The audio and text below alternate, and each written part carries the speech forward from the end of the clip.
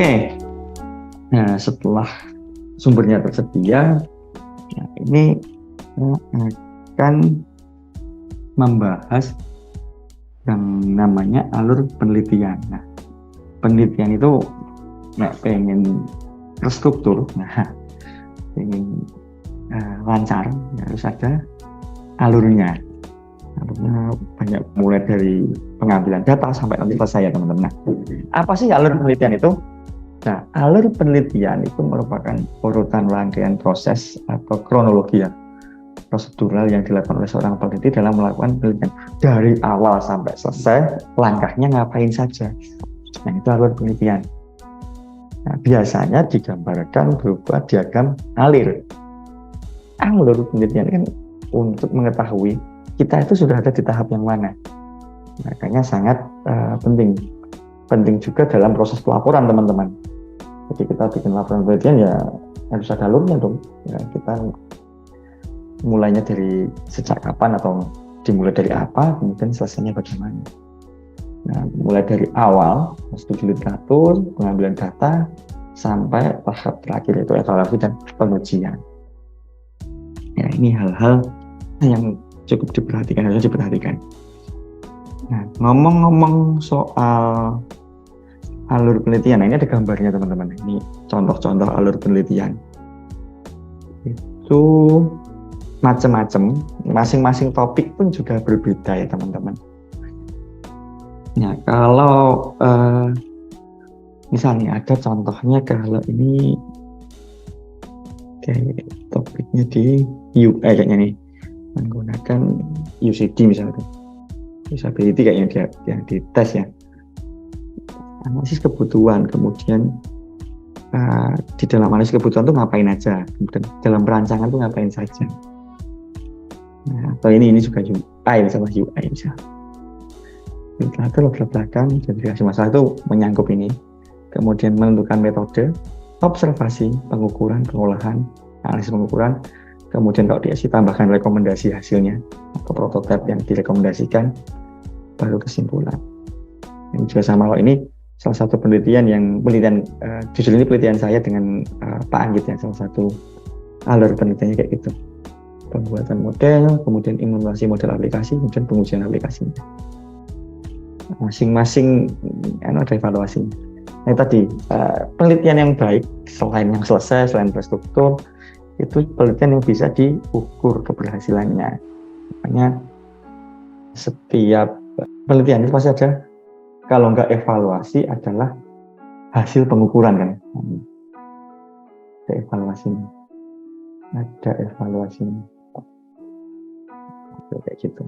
Untuk mengukur keberhasilannya.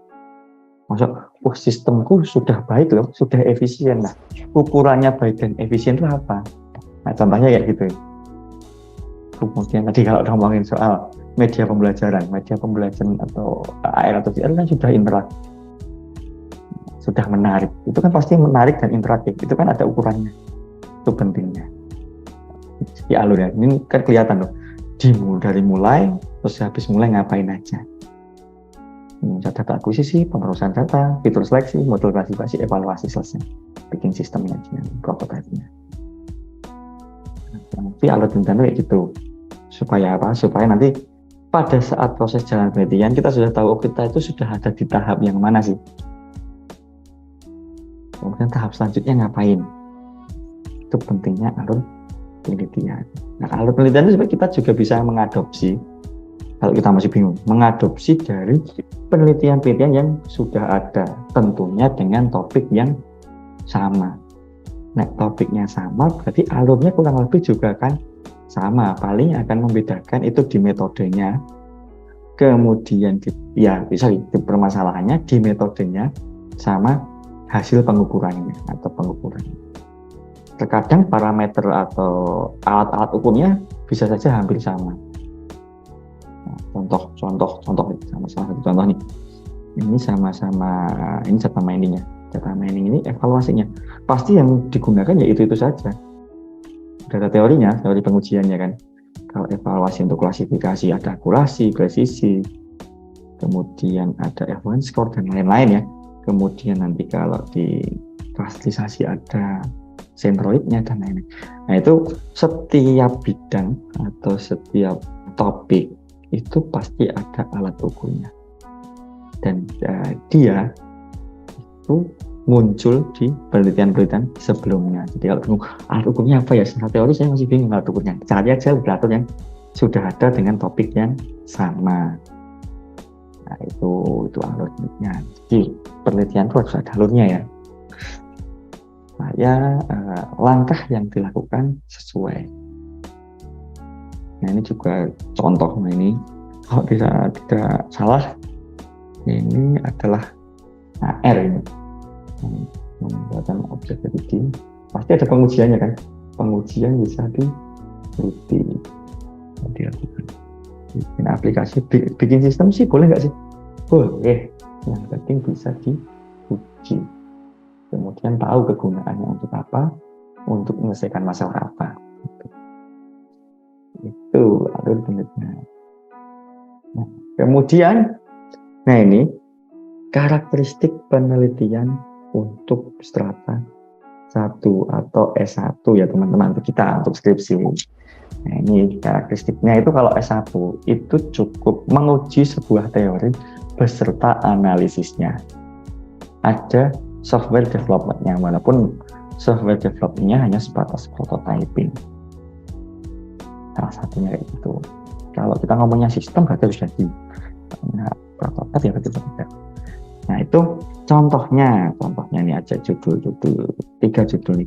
Pengembangan aplikasi klasifikasi kepribadian berdasarkan postingan Twitter menggunakan algoritma support vektor. Ada kan? Software development-nya bagaimana nih? Pengembangan aplikasi software development nih. Kemudian teori yang diuji mana? Teori yang diuji adalah menggunakan algoritma klasifikasi support vector machine, sebuah teori untuk mengklasifikasikan data. Nah, analisisnya kenapa kok nanti pakai SVM? Ini disertai analisisnya.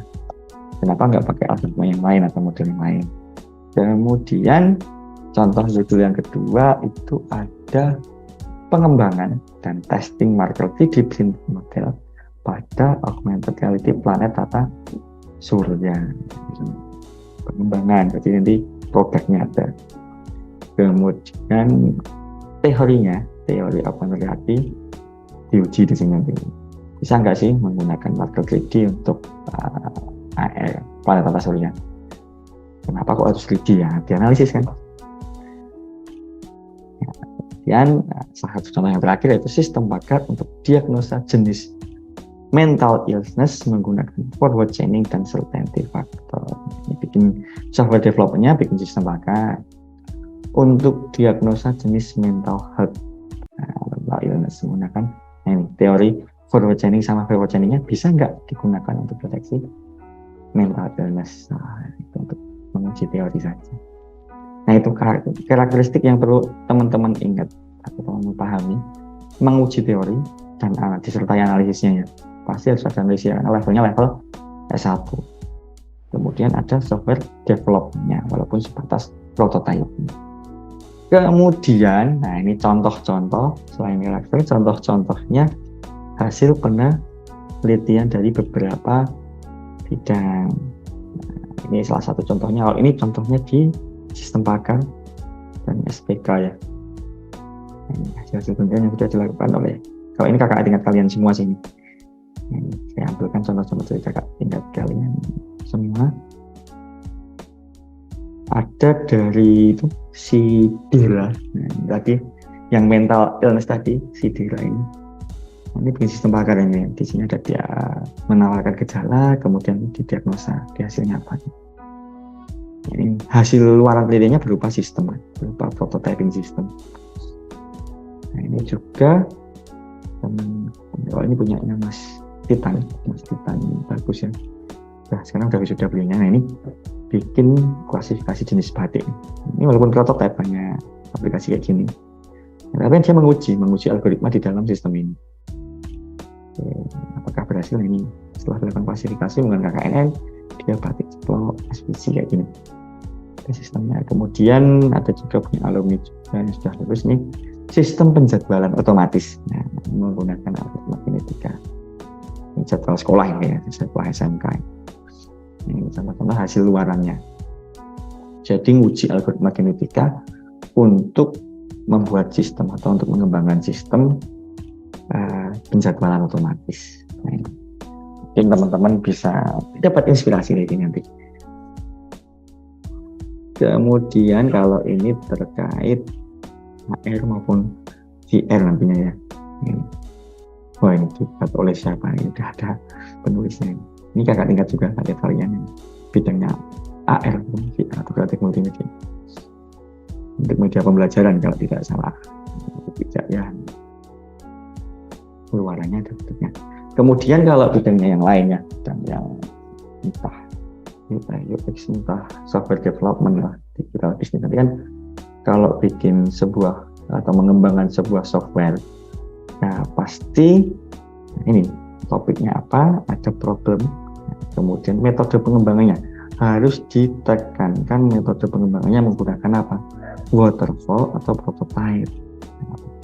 Kemudian outputnya nanti kalau waterfall ya website aplikasinya, kemudian di dalam dokumennya, dokumen skripsi atau laporan penelitiannya ditambahkan analisis pitches, SVOT dan lain-lainnya. Prototype pun juga sama. Prototyping itu paling enggak ada codingnya, ada prototype dari fitur yang teman-teman angkat. Entah front end-nya, minimal front end-nya ada di fitur-fitur tertentu. Misal kalau di UI UX jangan hanya Figma luarannya nanti ya. Bisa ya ada front end HTML-nya itu. Baik nanti secara skripsi maupun nanti ada yang pakai jalur non skripsi ya harus ada coding front end sesuai dengan peran atau kontribusinya. Nah, ini contoh-contoh hasil penelitian yang sudah ada teman-teman. Ini juga bisa jadi inspirasi. Kemudian di dalam penelitian ada lagi hal yang sangat-sangat penting, yaitu taat terhadap aturan maupun panduan penelitian. Kalau kita sebagai mahasiswa itu ikut dengan panduan yang sudah ditetapkan baik universitas, fakultas maupun program studi. Nah, kalau teman-teman dari SI bisa akses panduan atau template-templatenya di websitenya Prodi di jalur kelulusan itu ya. Itu di sana lengkap. Nah, setiap pembuatan laporan penelitian atau skripsi maupun yang lain itu harus mengikuti panduannya. Di jurnal pun juga sama, jurnal ataupun proceeding itu kan juga harus ada panduannya. Nah, yang apa aja yang harus ada. Kemudian mungkin yang terakhir dari saya. Oke, sebelum yang terakhir kita coba cek dulu yang panduannya. Nah, di sini sudah muncul, kelihatan ya, Wika ya. Itu nanti teman-teman ke menu akademik. Kemudian ke jalur kelulusan. Nah, di sini teman-teman nanti bisa baca ya. Setiap mau bikin laporan skripsi, mau bimbingan ataupun yang lain, baca panduan penyusunannya dulu. Kemudian dituangkan dalam template-nya hasilnya. Nah, di sini harus ditaati. Makanya nulis laporan dan lain-lain. Panduannya dibaca dhisik, nah, itu dibaca dulu. Nanti juga kan enak ketika bimbingan. Oke, template-nya di sini kalau jalur yang skripsi nanti bisa diakses di bawahnya. Semuanya sudah lengkap kan dari Prodi, dari timnya Bu Atik dan Bu Ika itu melengkapi.